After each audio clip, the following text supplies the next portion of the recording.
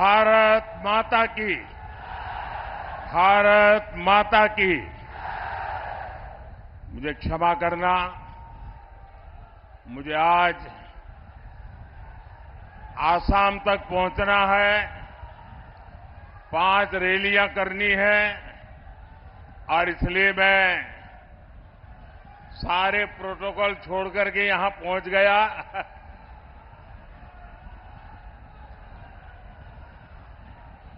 विश्वविख्यात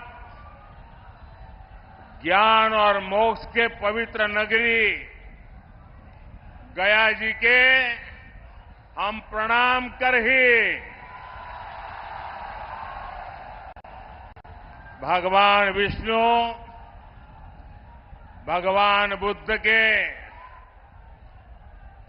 इस तपस्थली के हम नमन करिए। ये वो धरती है जिसने मगध का ऐश्वर्य देखा है, जिसने बिहार का वैभव देखा है। संयोग से आज जब मैं गया जी आया हूं तो नवरात्रि भी है और आज ही सम्राट अशोक की जयंती भी है। भाइयों और बहनों, सदियों बाद आज एक बार फिर भारत और बिहार अपने उस प्राचीन गौरव को लौटाने के लिए आगे बढ़ रहा है। ये चुनाव विकसित भारत, विकसित बिहार के उसी संकल्प का चुनाव है। गया की धरती पर उमड़ा ये जन सैलाब, ये अपार जन समर्थन, आपका ये उत्साह साफ बता रहा है कि फिर एक बार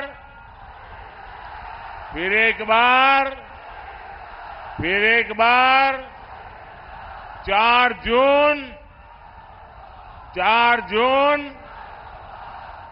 जून गया।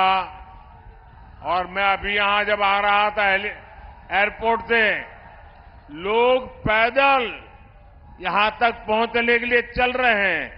हो सकता है मेरा भाषण पूरा होने तक वो पहुंच पाएंगे कि नहीं। बहुत बड़ी मात्रा में लोग हाथ में झंडे लेकर के चल रहे हैं। ये प्यार, ये आशीर्वाद मैं कभी भी भूल नहीं सकता हूं जी।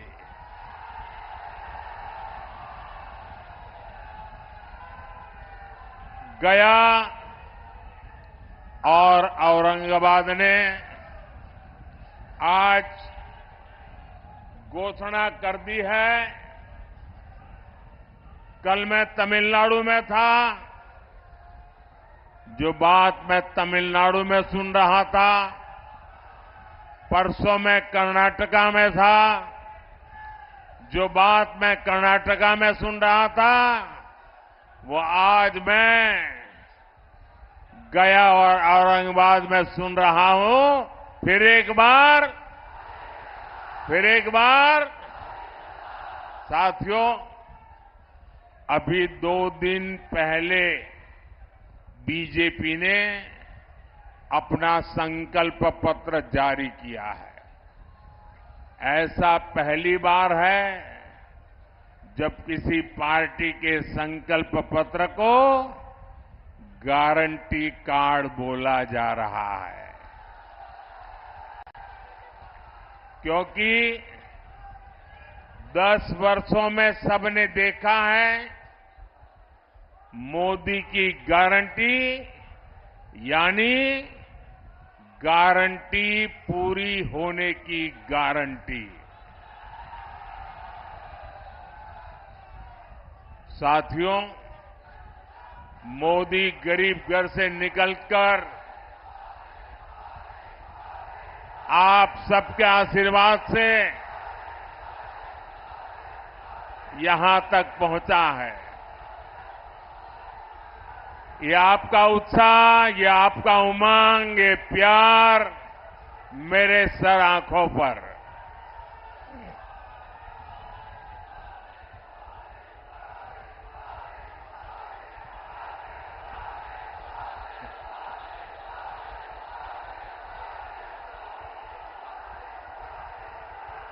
मैं आपका ये प्यार जीवन भर मेरे कानों में गूंजता रहेगा।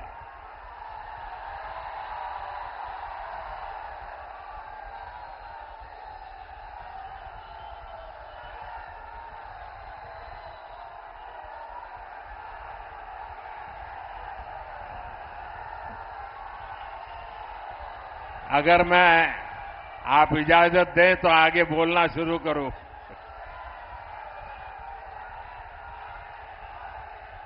ये ऊर्जा बचाए रखिए, 4 जून को भी जरूरत पड़ेगी।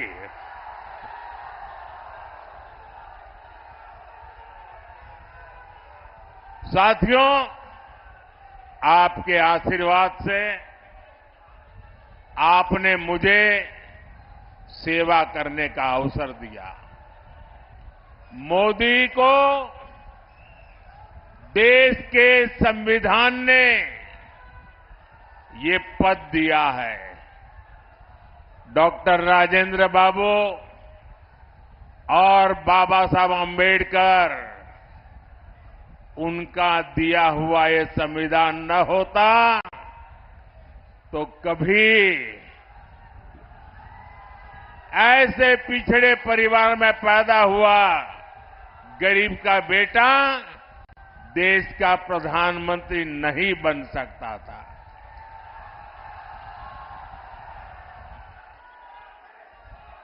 भाइयों बहनों, हमारा देश विविधताओं से भरा हुआ है। अनेक आप बैठिए भाई, प्लीज। आप जरा ज्यादा कर रहे हैं, बैठिए।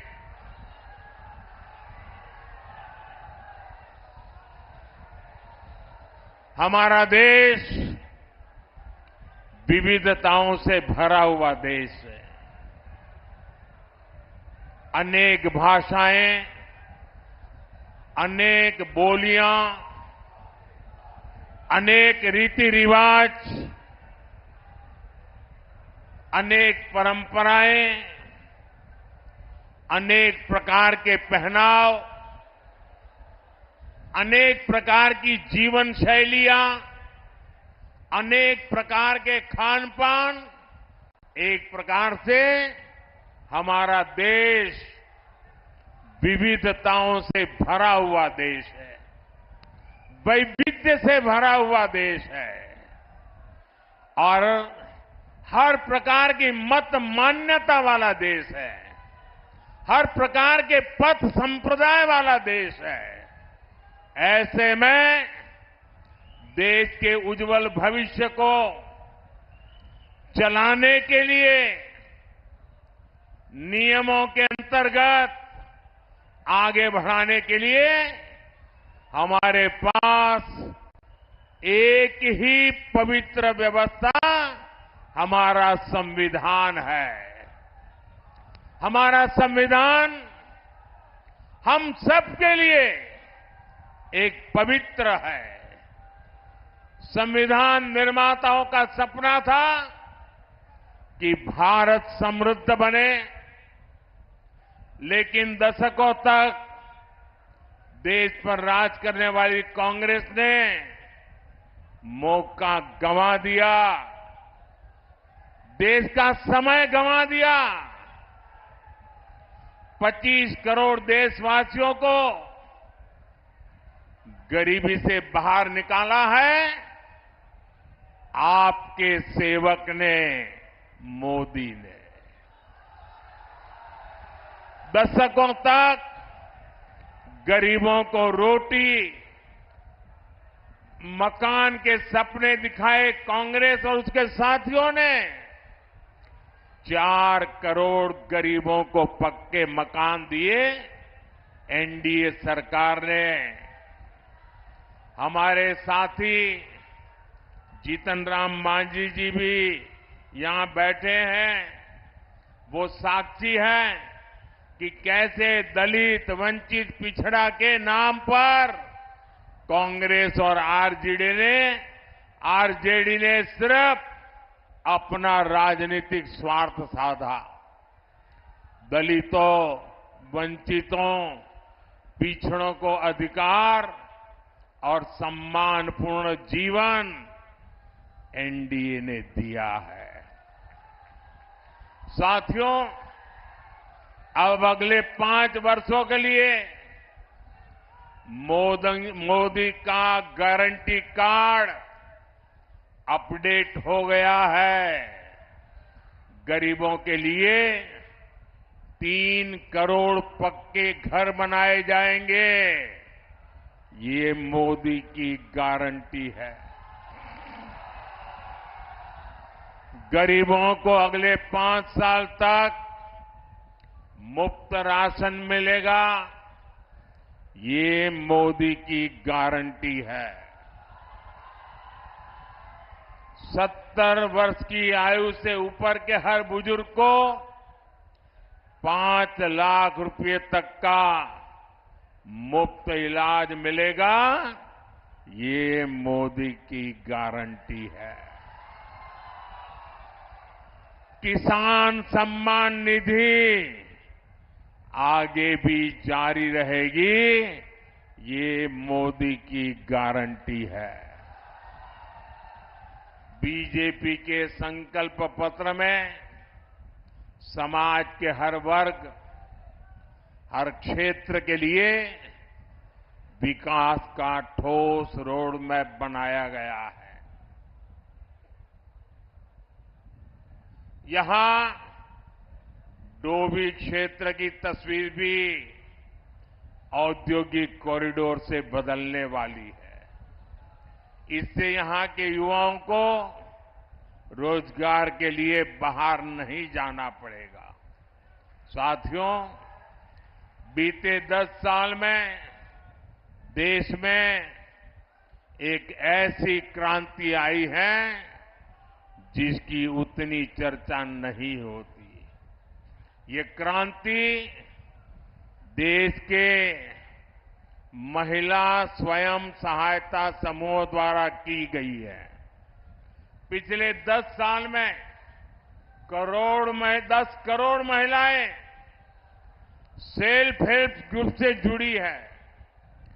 बिहार में भी 1.25 करोड़ बहनें इस मुहिम से जुड़ी है। अरे हमारे गया जी में भी 5.25 लाख बहनें इन समूहों से जुड़ी है। जब कांग्रेस की सरकार थी तो महिला स्वयं सहायता समूहों को बिहार में 150 करोड़ रुपए से भी कम मदद दी जाती थी। एनडीए सरकार के 10 साल में इन्हीं महिला समूहों को 40,000 करोड़ रुपए से ज्यादा दिए गए हैं। इसी प्रयास से अकेले बिहार में 12 लाख से ज्यादा महिलाएं लखपति दीदी बनी है। अब मोदी ने देश की 3 करोड़ महिलाओं को लखपति दीदी बनाने का अभियान शुरू किया है। इसका बहुत बड़ा लाभ बिहार की महिलाओं को होगा। साथियों, हमारे एजेंडे में विकास भी है और विरासत भी है। यहां नॉर्थ कोयल प्रोजेक्ट कितने लंबे अरसे से लटका हुआ था, ये आप भी जानते हैं। ये एनडीए सरकार है जो इसे पटरी पर लाई है।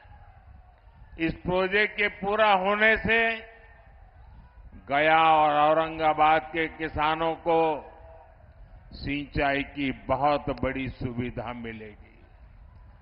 हमारी ही सरकार में प्रसाद योजना के तहत देश के 12 प्राचीन ऐतिहासिक धरोहरों में गया जी को भी शामिल किया गया है।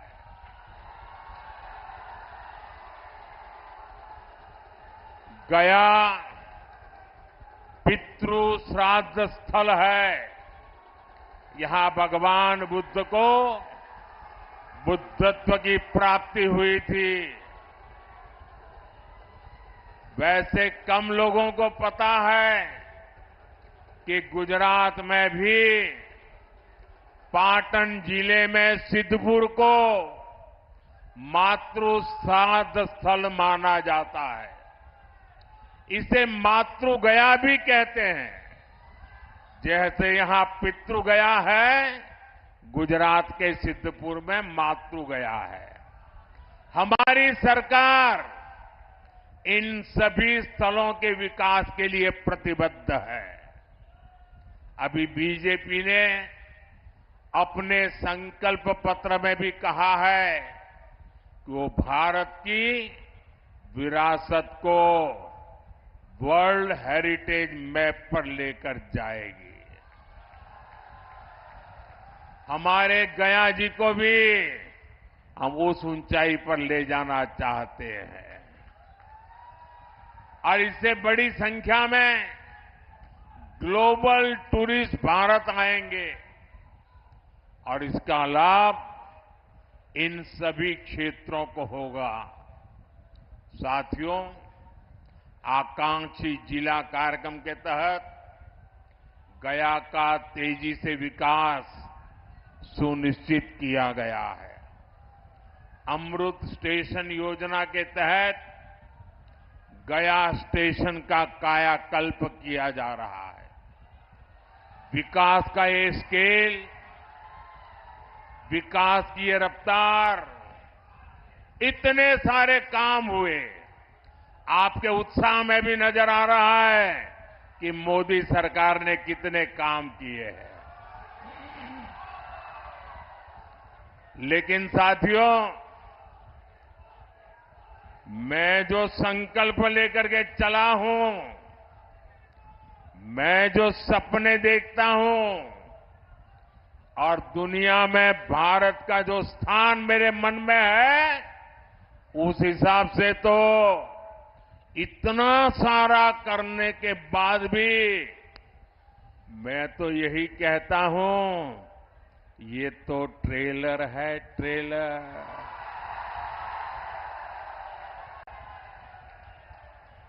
अभी तो मुझे देश के लिए बहुत कुछ करना है। बिहार के लिए बहुत कुछ करना है।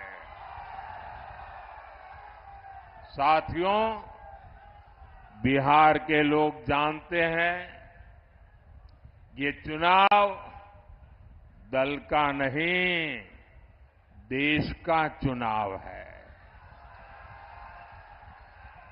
आज एक और देश की संस्कृति पर गर्व करने वाले हम लोग हैं, तो दूसरी ओर हमारी आस्था को नीचा दिखाने वाले लोग हैं।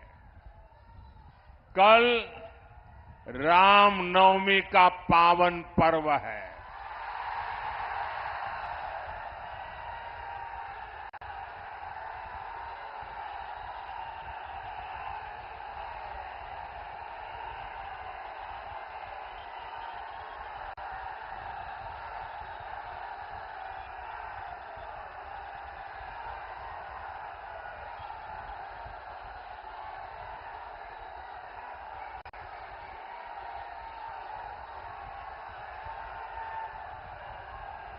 बोलो सियावर रामचंद्र की। साथियों, कल रामनवमी का पावन पर्व है। सूर्य की किरणें कल अयोध्या में रामलला के मस्तक का विशेष अभिषेक करेंगी। लेकिन गठबंधन गठबंधन के लोगों को राम मंदिर से भी परेशानी है। जो लोग कभी भगवान राम के अस्तित्व पर सवाल उठाते थे, वो आज राम मंदिर पर कैसी कैसी भाषा बोल रहे हैं। एक समुदाय के तुष्टीकरण के लिए इन लोगों ने प्राण प्रतिष्ठा कार्यक्रम का निमंत्रण ठुकरा दिया।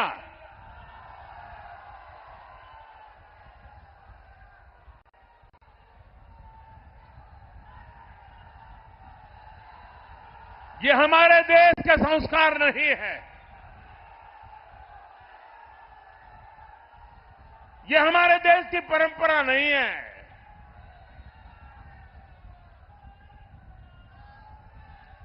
इस गठबंधन गठबंधन के एक नेता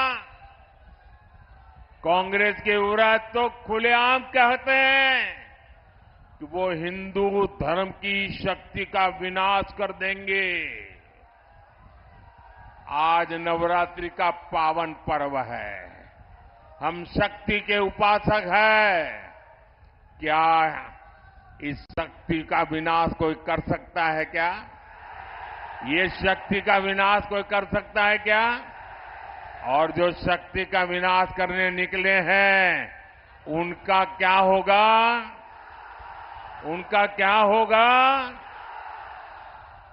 साथियों, ये ऐसा कुनबा भी इकट्ठा हुआ है, भांति भांति के उनके साथी, उनके एक दूसरे साथी वो कहते हैं, ये हमारा जो सनातन है ना, ये सनातन तो वो डेंगू मलेरिया कहते हैं।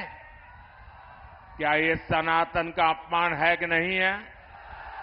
आपको मानना न मानना आपकी मर्जी, आप पर कोई प्रतिबंध नहीं है, लेकिन उसको डेंगू मलेरिया कहना ये सनातन का अपमान है कि नहीं है? हमारे ऋषियों मुनियों का अपमान है कि नहीं है? हमारे पूर्वजों का अपमान है कि नहीं है? आप मुझे बताइए, ये लोग क्या एक भी सीट जीतने के योग्य है क्या? इनको सजा मिलनी चाहिए कि नहीं मिलनी चाहिए? पूरे बिहार में से एक एक को साफ करना चाहिए कि नहीं करना चाहिए? साथियों, गठबंधन अलायंस के पास न कोई विजन है, न कोई विश्वास है। ये लोग जब वोट मांगने जाते हैं तो भी नीतीश जी के कामों पर वोट मांगते हैं। ये लोग क्यों नीतीश जी के कामों का, केंद्र सरकार के कामों का क्रेडिट खाते हैं? वो पूरा बिहार जानता है।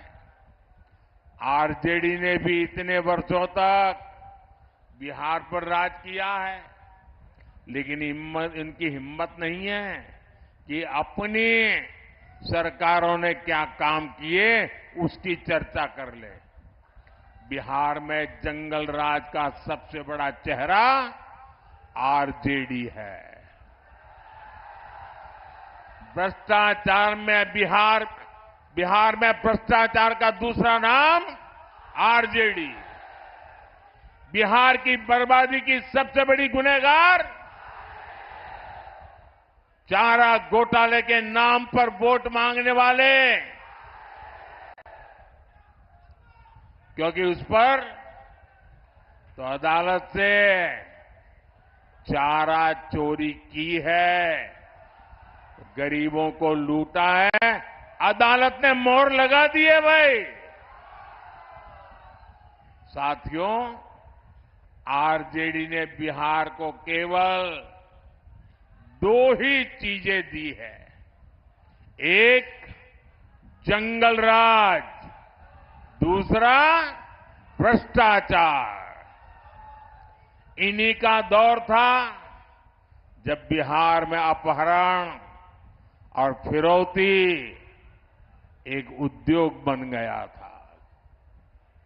हमारी बहन बेटियां घर से बाहर नहीं निकल पाती थी। हमारे गया जैसे इलाके नक्सली हिंसा की आग में जलते रहते थे। जो जगह भगवान बुद्ध के नाम से जुड़ी हो, वहां नक्सली गोलियां चलती हो, ये हालत करके छोड़ दिया था। आरजेडी ने बिहार के कितने ही परिवारों को बिहार छोड़कर जाने पर मजबूर कर दिया था। साथियों, आज लूट का वही खेल ये लोग देश के साथ खेलना चाहते हैं। ये भ्रष्टाचार पर कार्रवाई करता हूं तो ये लोग मोदी के खिलाफ लामबंदी करते हैं। मैं कहता हूं भ्रष्टाचार हटाओ तो ये कहते हैं भ्रष्टाचारी बचाओ। इन्हें लगता है कि बिहार के लोग, बिहार के युवा इनकी बातों में आ जाएंगे। स्मार्टफोन के जमाने में बिहार के युवा, हमारे स्मार्ट युवा कभी जंगल राज वालों के साथ नहीं जाएंगे। आप मुझे बताइए, आप सब मोबाइल रखते हैं कि नहीं रखते हैं? रखते हैं कि नहीं रखते हैं? क्या लालटेन से मोबाइल चार्ज होगा क्या? ना, लालटेन से मोबाइल भी चार्ज हो सकता है क्या? ये लालटेन के जमाने वाले लोग आपको आधुनिक युग में नहीं जाने देंगे दोस्तों। ये आरजेडी का राज होता तो आपके मोबाइल की बैटरी भी चार्ज नहीं हो पाती। साथियों, पूरी दुनिया में इस समय अस्थिरता है।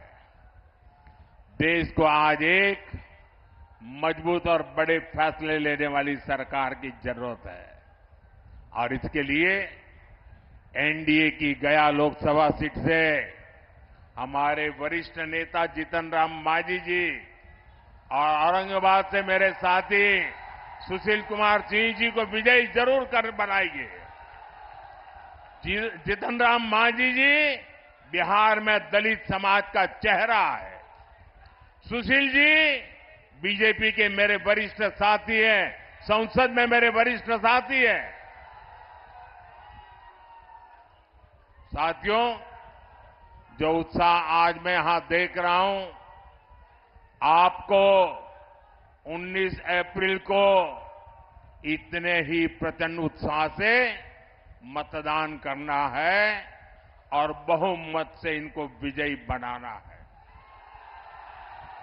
भाइयों बहनों, मेरे भाषण की शुरुआत में मैंने संविधान का जिक्र किया था। जो लोग संविधान को राजनीतिक हथियार के नाते उपयोग करना चाहते हैं, वे जरा कान खोल करके सुन लें। पिछले 3 दशक से आपने लोगों को डराए रखने के लिए, लोगों को भयभीत रखने के लिए भांति भांति की विकृत नैरेटिव्स, विकृत कथाएं प्रचलित की है।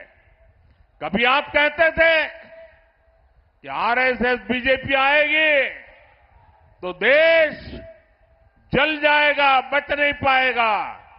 पिछले 30 साल से हम अनेक राज्यों में सरकार चला रहे हैं। अटल जी के समय से हम देश की सत्ता से साथ आते जाते रहे हैं, लेकिन इस देश को सबसे ज्यादा शांति का समय हमारे कालखंड में मिला है। ये लोग कभी कहा करते हैं, अगर आरएसएस बीजेपी वाला आए तो लघुमतियों को देश छोड़ करके भागना पड़ेगा।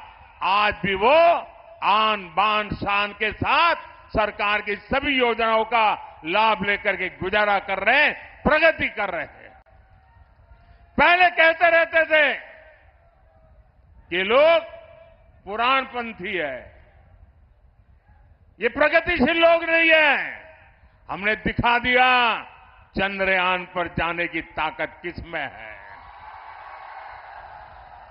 वैसे ही अब वो पिछले 25-30 साल से एक पुरानी रिकॉर्ड घुमा रहे हैं।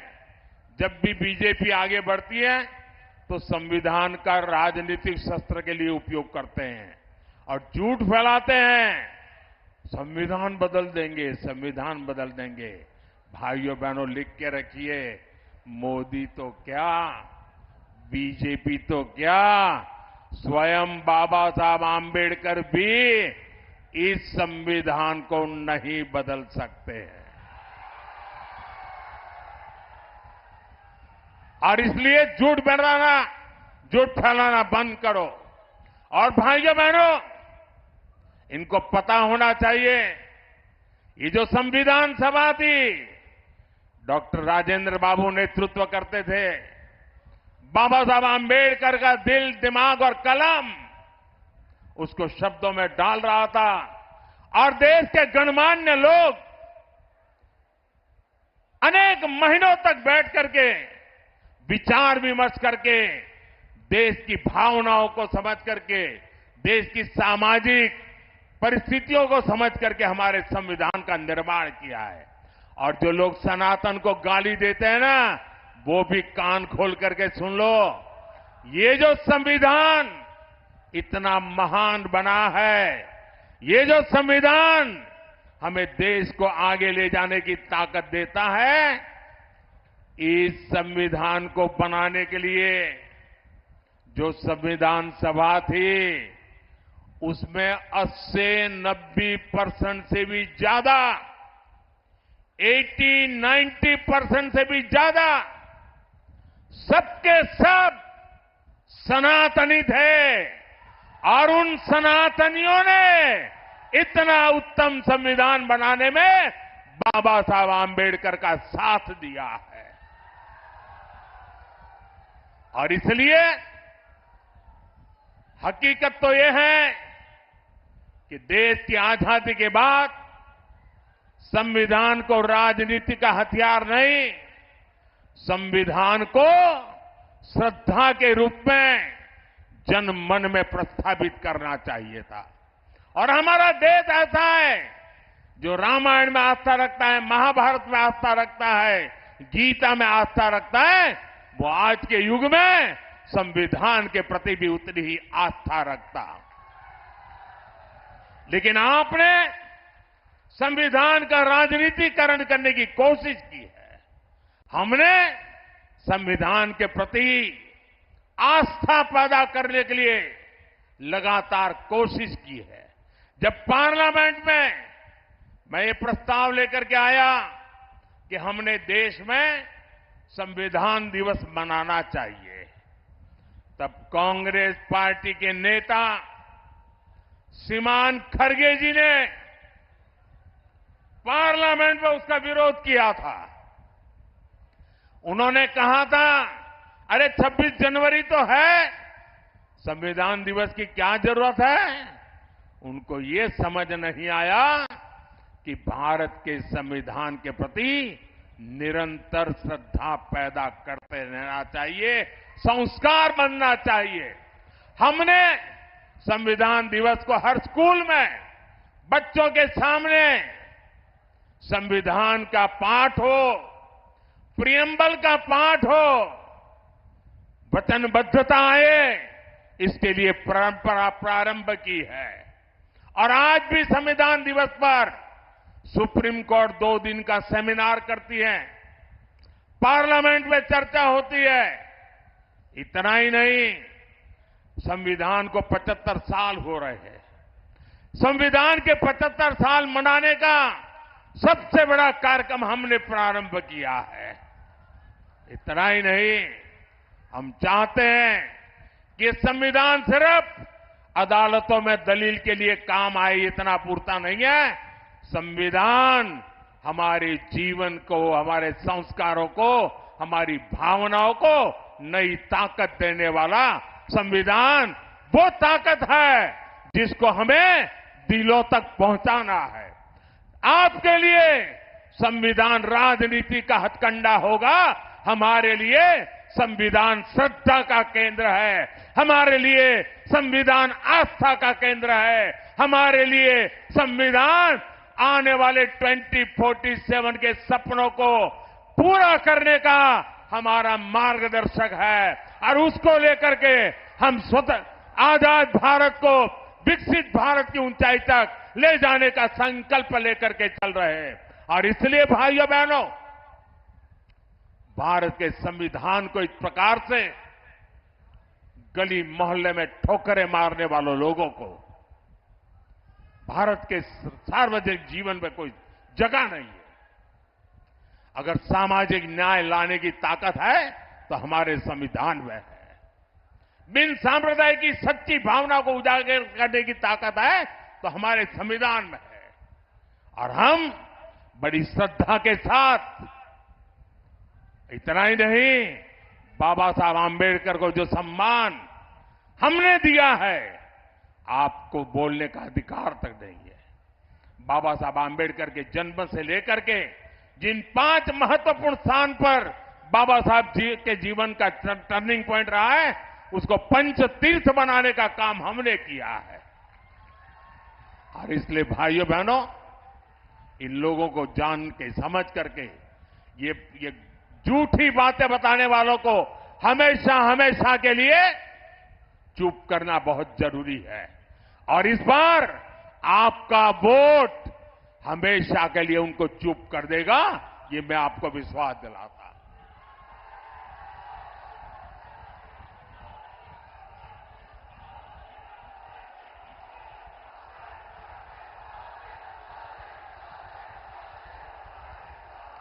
भाइयों बहनों, ये लोग कहते हैं 400 पार क्यों?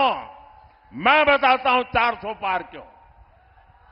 देश की जनता ने तय किया है 400 पार, क्योंकि देश की जनता 2047 में हिंदुस्तान को विकसित देना चाहती है।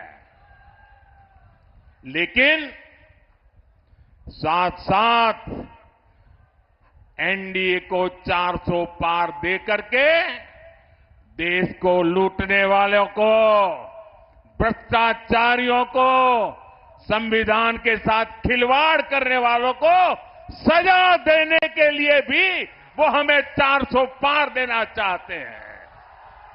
ये चुनाव एनडीए को जिताने का भी है, ये चुनाव देश में तबाही करने की आदत रखने वालों को सजा देने का है। और इसलिए हिसाब 400 के पार जाने वाला है।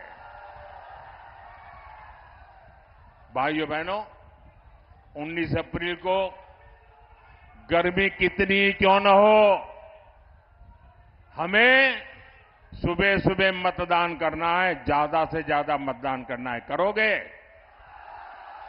हमें हर मतदाता को मिलना है, मिलोगे? हमें हर पोलिंग बूथ जीतना है, जीतोगे? मेरा एक काम करोगे? ये जीतन राम मांझी का काम नहीं है, मेरा है, करोगे? घर घर जाना और लोगों को कहना कि मोदी जी आए थे और मोदी जी ने अपना प्रणाम भेजा है। मेरा प्रणाम पहुंचा दोगे? मेरा प्रणाम पहुंचा दोगे? बहुत बहुत धन्यवाद।